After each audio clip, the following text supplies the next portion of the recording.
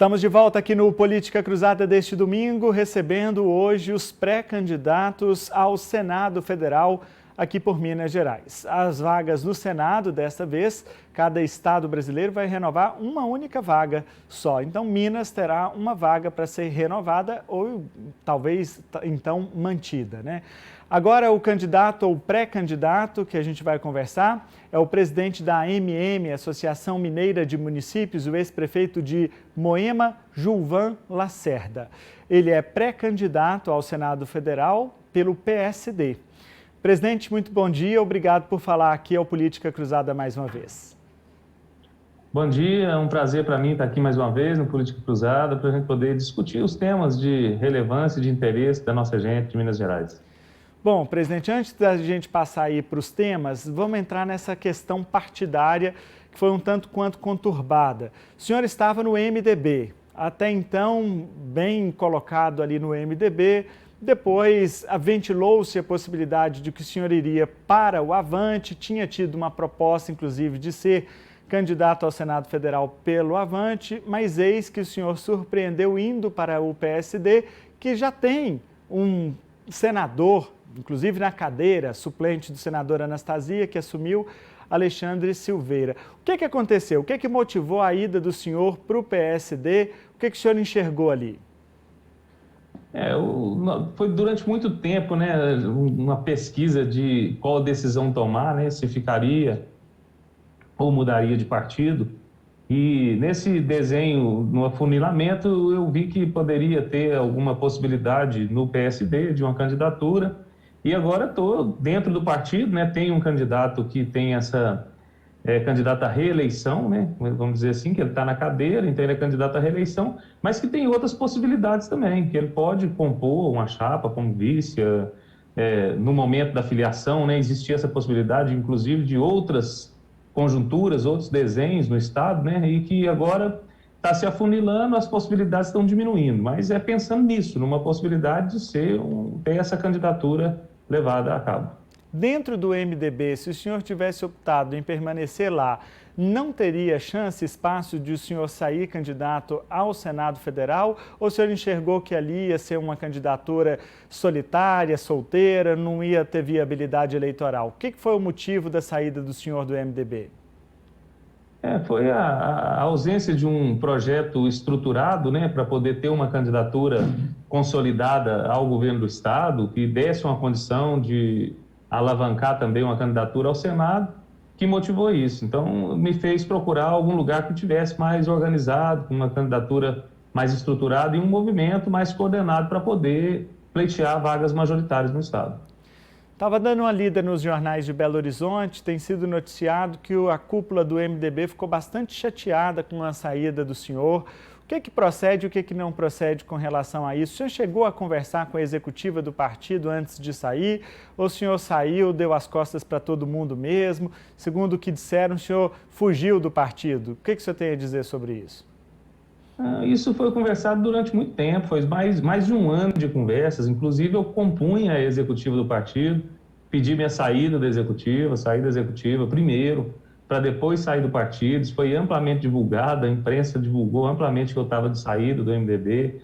Isso não é bem assim, não. É algum posicionamento individual, quando diz da cúpula do partido, falando do posicionamento de uma pessoa, e às vezes toma uma proporção diferente. E eu prefiro não entrar nessa seara, porque, embora eu tenha saído do PMDB, eu continuo com muitas e boas amizades e que eu quero preservar e dar continuidade com elas.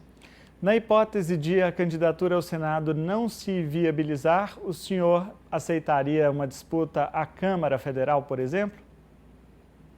Não, nesse momento, o foco é a candidatura, né, ao Senado, né? O movimento, na verdade, é uma representação desse movimento que a gente fez, da defesa municipalista, da pauta municipalista, né? Que a gente precisa de quem defenda lá. A gente está vendo acontecer agora que muitas conquistas que nós tivemos ao longo de muitos anos, né, de fragmentação, de pegar o recurso que está concentrado em Brasília e fragmentar ele no país, né, nas cidades, que é onde o povo vive, a gente está vendo que muitos que nós conquistamos estão se perdendo, né, porque com ações irresponsáveis, com projetos eleitoreiros, com posicionamentos que muitas vezes no discurso é uma coisa, mas no voto é outra coisa. Então a gente precisa de pessoas lá para poder defender essa bandeira do municipalismo.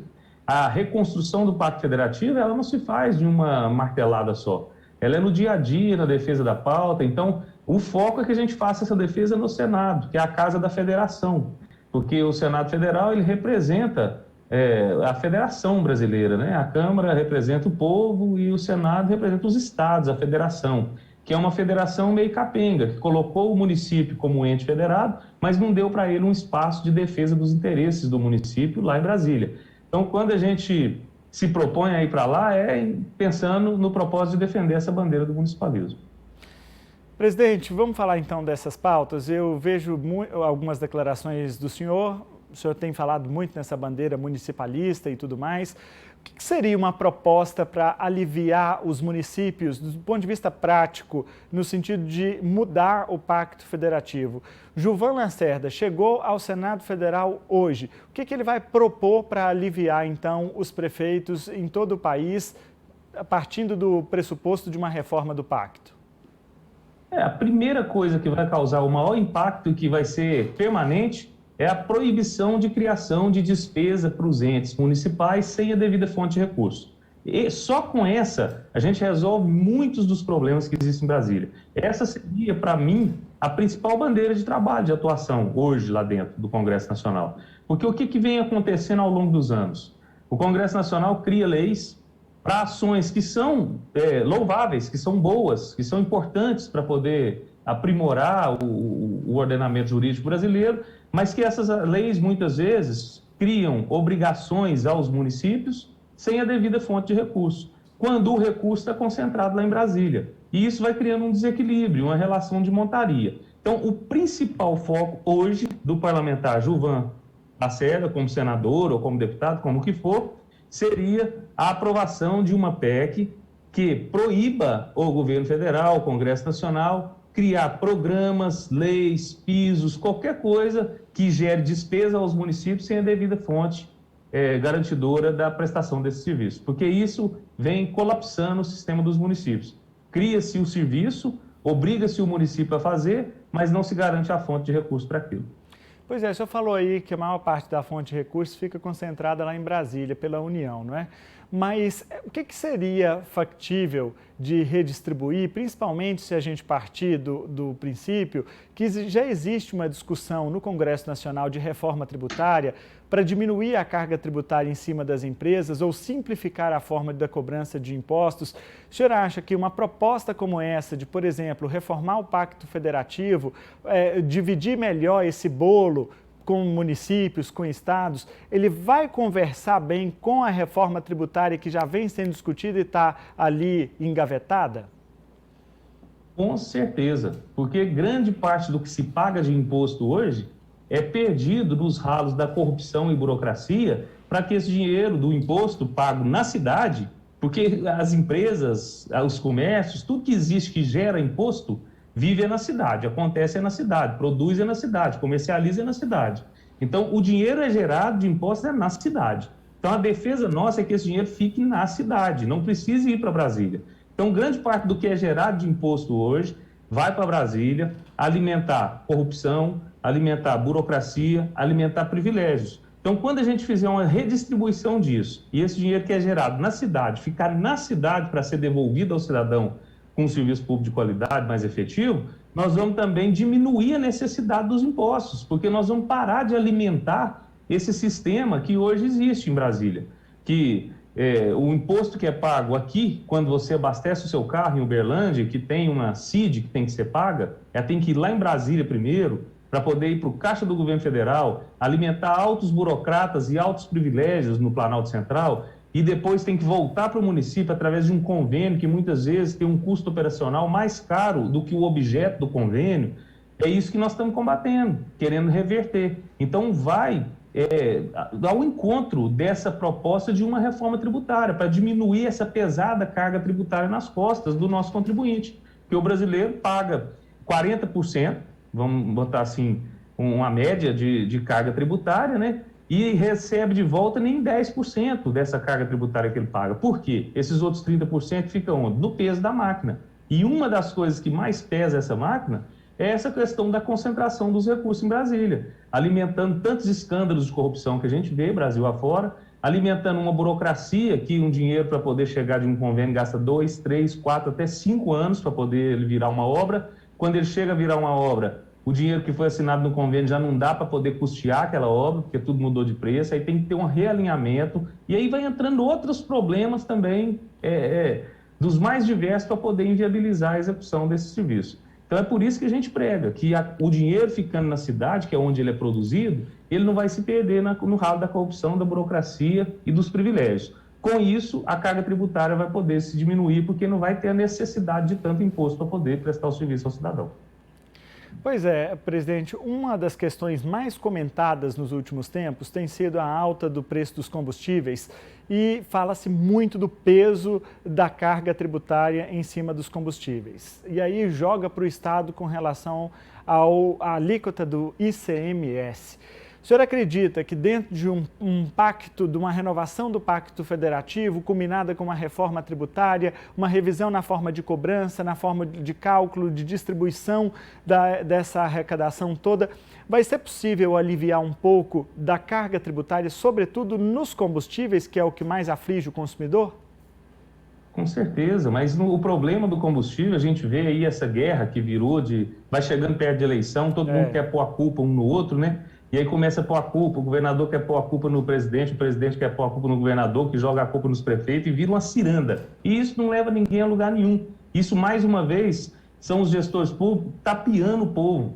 Porque nós sabemos que o que está acontecendo com o combustível é a política de preços com parâmetros internacionais, quando nós temos uma autonomia de quase 80% de abastecimento de combustível, e que poderíamos ter uma política nacional de preços, e nós estamos embasados em parâmetros internacionais. E o povo é que paga o preço.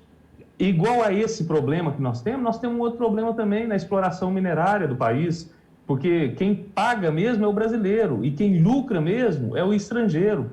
Os grandes investidores petroleiros são internacionais. E eles vêm aqui, pegam o nosso dinheiro, o tanto que quiser, leva para lá. E aí tem gente querendo pôr a culpa, falar que é a parte que fica para a prestação do serviço público no Brasil, e que é o problema da situação. O problema da situação são os grandes exploradores que vêm para cá, através das petroleiras, para levar o nosso dinheiro para fora.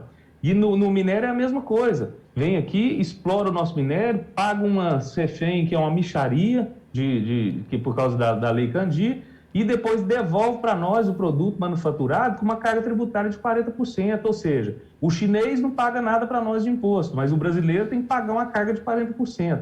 E aí tenta-se agora julgar o povo contra o sistema para poder proteger os investidores internacionais. É isso que nós não podemos deixar acontecer. Nós temos que trabalhar com a realidade, com o que está acontecendo, e parar de sacrificar o povo, porque o povo não aguenta mais pagar botijão de gás do preço que está, pagar combustível do preço que está, e todas as demais bens de consumo, matérias de consumo, porque tudo depende de transporte e reflete diretamente o preço dos combustíveis. Agora, vir falar que é porque vai abaixar o ICMS, vai resolver isso, é uma ilusão, está iludindo o povo.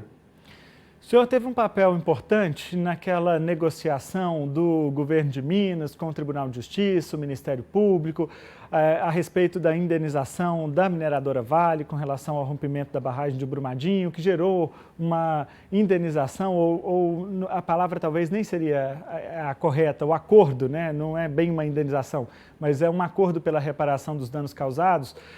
E aí foi feita essa distribuição, municípios todos eles receberam uma parte do dinheiro.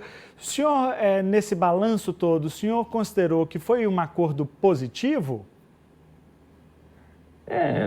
Diante do tipo de acordo que tem acontecido no Brasil, em especial esses que cometem crimes contra o meio ambiente, contra as vidas dos nossos brasileiros, ele foi, porque pelo menos ele teve uma solução com um tempo até breve em relação a outras demandas que tem no país. Nesse sentido, sim.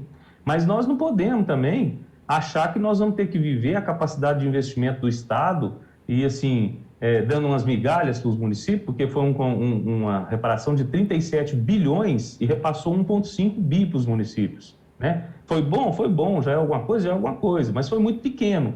Os municípios tinham que ter uma participação maior, porque, mais uma vez, eu friso, o cidadão vive na cidade, não é no Estado nem na União. Quem sabe as necessidades da população, de cada localidade, é o gestor local. Então, nós entendemos que isso tinha que ir mais para os municípios e menos para os estados. Mas foi o contrário, 37 bi de um acordo, 1,5 foi para os municípios. Mas foi bom, porque pelo menos resolveu. A gente vê outros casos semelhantes que estão se arrastando na justiça e vão se arrastar por muito tempo ainda.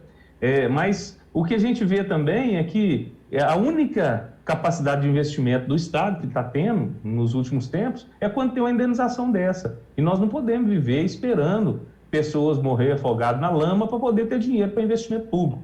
Nós temos que ter um Estado mais eficiente, que não sopese com carga tributária a vida do cidadão, mas que tenha capacidade de investimento para poder fazer o que tem de ser feito e oferecer um serviço público de qualidade. Tá certo. Gilvan Lacerda, presidente da AMM, Associação Mineira de Municípios, e pré-candidato do PSD ao Senado Federal. Gilvan, muito obrigado pela sua presença aqui ao Política Cruzada. Volte outras vezes, tá bom? Eu que te agradeço, amigo. Um abraço e felicidade para todos. Você de casa não saia daí. A gente faz outro intervalo comercial e volta já já.